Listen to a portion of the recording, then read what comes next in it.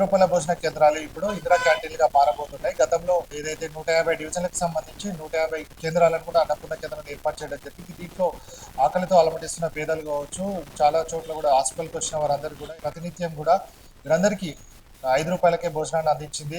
చాలా మంది కూడా కరోనా సమయంలో కూడా చాలా మంది కూడా వివిధ రాష్ట్రాల నుంచి వచ్చిన వారు కావచ్చు, కార్మికులందరూ కూడా రూ. 5 భోజనాన్ని చేశారంటే కూడా దాంట్లో అతిశయోక్తి లేదు కాబట్టి సో గతంలో 2013 సంవత్సరంలో దీన్ని తీసుకురావడం జరిగింది. తర్వాత ఈ అన్నపూర్ణ క్యాంటీన్లను కాంగ్రెస్ గవర్నమెంట్ వచ్చిన తర్వాత ఇంకా మాడిఫైడ్ చేయాలన్న ఉద్దేశం కొద్ది కూడా ఇందిరా క్యాంటీన్గా మార్చడం జరిగింది. ప్రస్తుతం మనం ఇందిరా క్యాంటీన్లకు సంబంధించి చూసుకున్నట్టయితే కొత్తగా దీంట్లో రూ. 5 భోజనంతో పాటుగా రూపాయలకే బ్రేక్ఫాస్ట్ ను అందించాలనే ఉద్దేశం కూడా తీసుకురావడం జరిగింది. ఒక మంచి ఉద్దేశంతో పాటుగా ఇక్కడ ఒక కంటైనర్స్ కూడా ఏర్పాటు చేయడం జరిగింది. ఒక 79 10/40 10/20కి సంబంధించిన కంటైనర్లు, అలాగే ఒక 60 కంటైనర్లను 10/40కి సంబంధించిన కంటైనర్, అంటే టోటల్ గా 139 కంటైనర్లను కూడా 150 డివిజన్లకు సంబంధించి చూసుకున్నట్టయితే 139 కంటైనర్లను కూడా ఏర్పాటు చేయడం జరుగుతుంది. ప్రస్తుతం మనం రూ. 5 భోజనాన్ని అందిస్తున్నాం కాబట్టి ఇప్పుడు రూపాయలకే బ్రేక్ఫాస్ట్ కూడా అందించడం జరుగుతుంది. ఇందులో మిల్లెట్ ఉప్మా, మిల్లెట్ కి సంబంధించిన ఇడ్లీ కావచ్చు, అలాగే పొంగల్,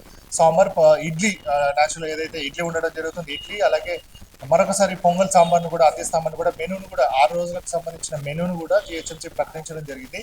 ఇది గతంలో హరే కృష్ణ ఫౌండేషన్ ద్వారా ఏ విధంగానైతే ఈ కార్యక్రమాన్ని చేపట్టడం జరుగుతుంది. అలాగే ఇప్పుడు బ్రేక్ఫాస్ట్ కు సంబంధించి కూడా సేమ్ హరే కృష్ణ ఫౌండేషన్ తోటి కూడా వాళ్ళే కార్యక్రమాన్ని తీసుకురావడం జరుగుతుంది. దాదాపుగా ఒక్కరికి సంబంధించి ఒక్కో టిఫిన్ కి రూ. 24 ఖర్చు అవుతుంటే రూ. 19 జిహెచ్ఎంసీ భరిస్తుంటే మరొక రూ. 5 ఎవరైతే టిఫిన్ కి సంబంధించిన వినియోగదారులు ఉండడం జరుగుతుంది వాళ్ళ నుంచి కూడా తీసుకునే సందర్భం. సో ఈ కంటైనర్లకు సంబంధించి చూసుకున్నట్టయితే మొత్తంగా ఇది 10/40కి, అంటే మింట్ కాంపౌండ్ లో ఉన్న ఈ కంటైనర్ 10/40కి సంబంధించి ఉండడం జరిగింది. ప్రస్తుతం మనం చూసుకున్నట్టయితే 2 ఎగ్జాస్టర్స్ ఎవరైతే ఇక్కడ చాలా మంది వచ్చినప్పుడు కూడా ఎగ్జాస్ట్ కూడా ఏర్పాటు చేయడం జరిగింది. ఆహారాన్ని వృధా చేయకండి అనేది ఒక సూక్తి కూడా ఉంచడం జరిగింది. ఎందుకంటే అన్నం పరబ్రహ్మ స్వరూపం కాబట్టి ఎవరు కూడా ఆహారాన్ని వృధా చేయొద్దు అని చెప్తున్న నేపథ్యం కూడా ఇవ్వడం జరిగింది. 2 కంటైనర్ కి సంబంధించి 2 ఇన్ అండ్ అవుట్ కూడా ఇచ్చిన నేపథ్యం ఉంది. 2 విండోస్ కూడా ఇవ్వడం జరిగింది.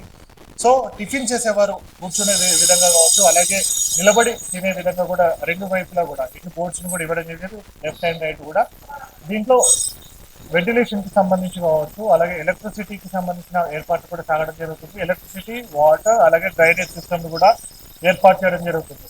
మనం చూసుకున్నట్టయితే టిఫిన్ తయారీ, అంటే ఏదైతే టిఫిన్స్ కావచ్చు, ఆహారాన్ని ఇచ్చే ఒక బ్లాక్ ను కూడా ఏర్పాటు చేయడం జరిగింది. అటు ఒక పక్క డస్ట్బిన్ ను, అలాగే ఒక పక్క హ్యాండ్ వాష్ ను కూడా ఏర్పాటు చేయడం జరిగింది. సో మొత్తంగా హైజీనిక్ గా ఉండాలన్న ఉద్దేశం కొద్దీ ఈ ఇందిరా క్యాంటీన్లను కూడా 139 సెంటర్లను ఏర్పాటు చేస్తున్న నేపథ్యం ఉంది. కాబట్టి గతంలో కొన్ని ప్రాంతాల్లో ఏదైతే చెత్త చెదరం వేసిన ప్రాంతాల్లోనే ఈ రూ. 5 భోజన సెంటర్లు ఉండేవి, కానీ చాలా చోట్ల కూడా హైజీనిక్ గా లేవు అన్న ఉద్దేశం ఉండేది. కానీ కాంగ్రెస్ ప్రభుత్వం వచ్చిన తర్వాత మరింత ఇందిరమ్మ పేరుతో ఉంది కాబట్టి ఇందిరా క్యాంటీన్లకు పునర్వైభవం తీసుకురావాలి అన్న ఉద్దేశం కొద్ది దాదాపు ఈ కంటైనర్లకి 139 కంటైనర్లకి 11 కోట్ల రూపాయలను కూడా వెచ్చించుతున్న నేపథ్యం కనబడుతుంది. సో ప్రతి ఒక్కరి ఆకలితో అల్లమెట్టించేవారు కావచ్చు, ప్రతి ఒక్కరు కూడా అటు ఆహారంతో పాటుగా బ్రేక్ఫాస్ట్ కూడా అందించాలన్న ప్రభుత్వ లక్ష్యం నెరవేరే విధంగా కూడా కృషి చేస్తున్న నేపథ్యం కనబడుతుంది. సో ఇప్పుడు మనం ఒక మోడల్ కంటైనర్ చూడడం జరిగింది. ఇట్లాగే దాదాపుగా 139 కంటైనర్లను కూడా హైదరాబాద్ లో అంటే జిహెచ్ఎంసీ పద్ధతి ఏర్పాటు చేయడం జరుగుతుంది. ఇది సక్సెస్ అయితే మాత్రం